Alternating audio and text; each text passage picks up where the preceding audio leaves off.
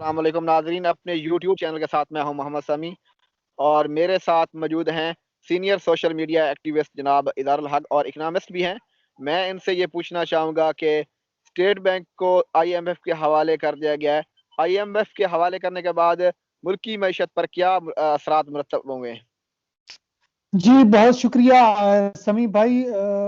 State bank of Pakistan کا جب افتتاح قائد اعظم محمد علی جناح نے کیا تھا تو اس وقت ان کے تاریخی الفاظ تھے کہ انہوں نے اطمینان کا اظہار کیا تھا کہ ہم اب خود مختار مالیاتی نظام تشکیل دینے کے قابل ہو گئے ہیں۔ دوسرا، انہوں نے اسٹیٹ بینک آف پاکستان کو تاکید کی تھی کہ وہ ایسا مالیاتی نظام مرتب کریں جو اسلام کے اقتصادی نظام کے ہم آہنگ ہو اور اس کے ثمرات عام آدمی تک پہنچے۔ ان کے یہ الفاظ تاریخ کا حصہ ہیں۔ 70 سال کا عرصہ بیت گیا، بدقسمتی سے قائد کے ویژن پر عمل نہ ہو سکا اور نہ ہی ہم قائد کے اس ویژن کے مطابق اپنا آزاد مالیاتی نظام تشکیل دے سکے۔ ہم چونکہ مالیاتی نظام اور اسلام کے اقتصادی نظام کے ہم آنگ تشکیل نہ دے سکے، جس کی وجہ سے ہمیں پے در پے سود پر قرضے لینے پڑے۔ آئی ایم ایف کی ناجائز شرائط پر عمل کرتے چلے گئے، ان کے سامنے سرنڈر کرتے چلے گئے، اور اب نوبت یہ آ چکی ہے کہ ہمیں آئی ایم ایف کی شرائط پر اپنا جو مرکزی بینک ہے اسٹیٹ بینک آف پاکستان، وہ بھی آئی ایم ایف کے حوالے کرنا پڑ گیا ہے۔ اور اس سے پہلے بھی ہم بہت سارے ادارے پرائیویٹائز کرتے گئے ہیں، جس کے براہ راست جو فائدہ ہے وہ آئی ایم ایف کو ہو رہا ہے۔ پاکستان کی ملکی معیشت پر اس کے کوئی مثبت اثرات نظر نہیں آ رہے۔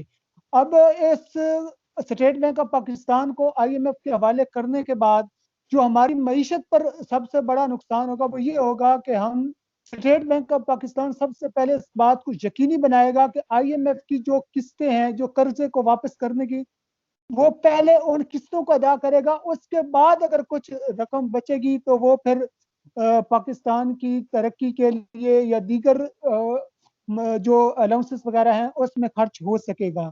تو یہ صورتحال ہے کہ ہم اب اپنا آزاد مالیاتی نظام سے محروم ہو چکے ہیں۔ جی اچھا اظہار، میرا آپ سے دوسرا سوال یہ ہے اختیارات اور انفلیشن کے حوالے سے۔ آئی ایم ایف کو حوالے کرنے کے بعد اب پاکستان کے پاس اسٹیٹ بینک کے حوالے سے کیا اختیارات رہے ہیں؟ دیکھیں، اسٹیٹ بینک آف پاکستان کی جو ذمہ داری ہوتی ہے وہ یہ ہے کہ وہ انفلیشن کو کنٹرول کرتی ہے۔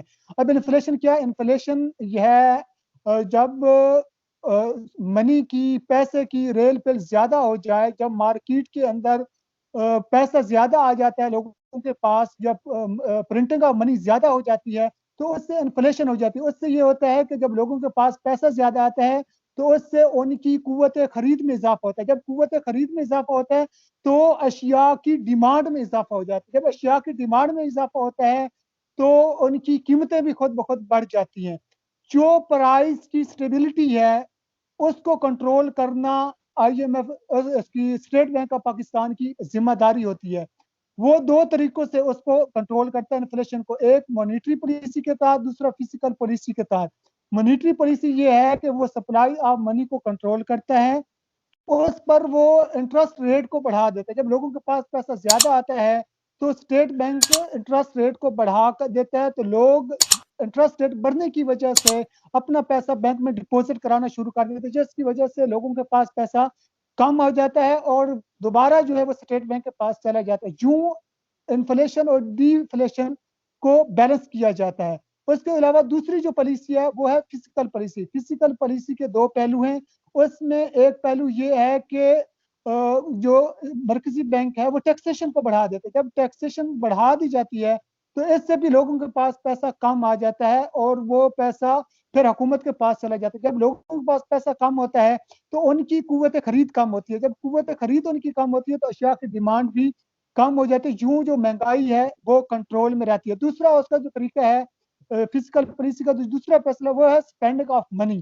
اس سے یہ مراد ہے کہ حکومت مختلف ترقیاتی کام کرتی ہے، جیسا کہ ہسپتال بنا دیے، سکول بنا دیے، سڑکیں بنا دی، مختلف انڈسٹری بنا دی۔ اس سے یہ ہوتا ہے کہ امپلائمنٹ پیدا ہوتی ہے۔ جب امپلائمنٹ پیدا ہوتی ہے تو اس سے لوگوں کے پاس پھر پیسہ آنا شروع ہو جاتا ہے۔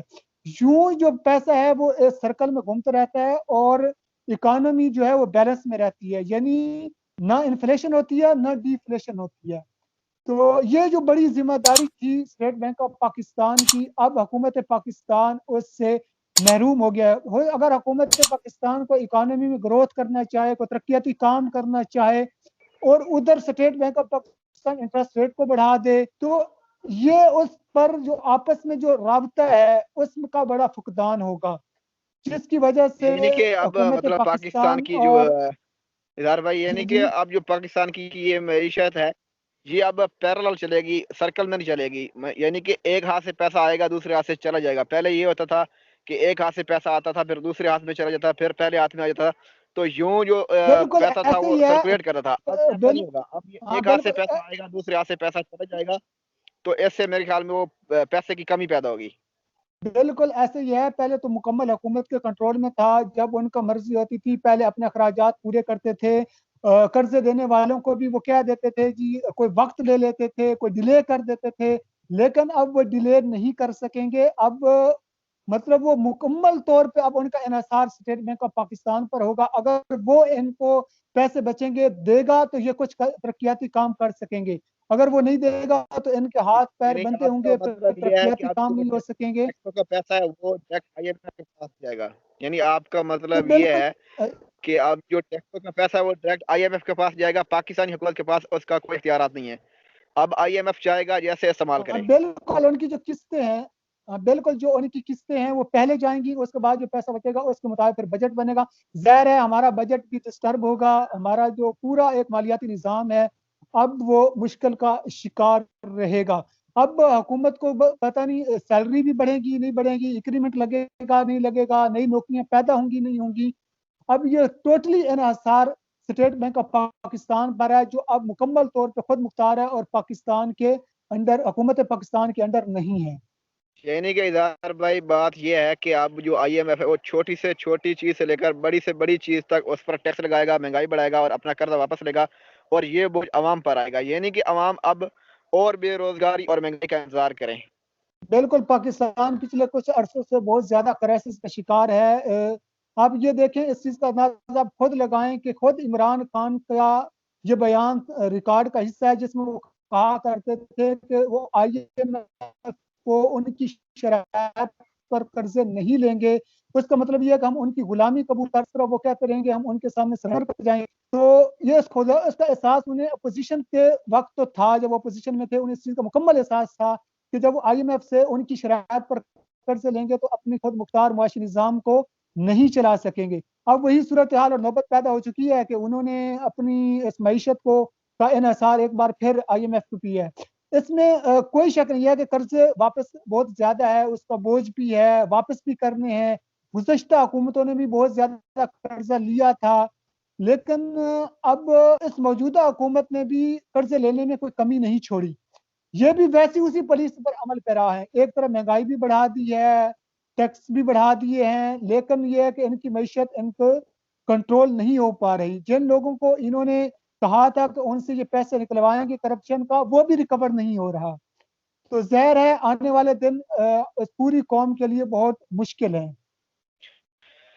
اب چونکہ یہ فیصلہ لے لیا گیا کہ اسٹیٹ بینک کے جو اختیارات ہیں وہ آئی ایم ایف کے پاس جائیں گے، تو اس صورتحال میں یہ اس تناظر میں پاکستانی عوام کو کیا کرنا چاہیے تاکہ وہ اس موجودہ صورتحال پر قابو پا سکے؟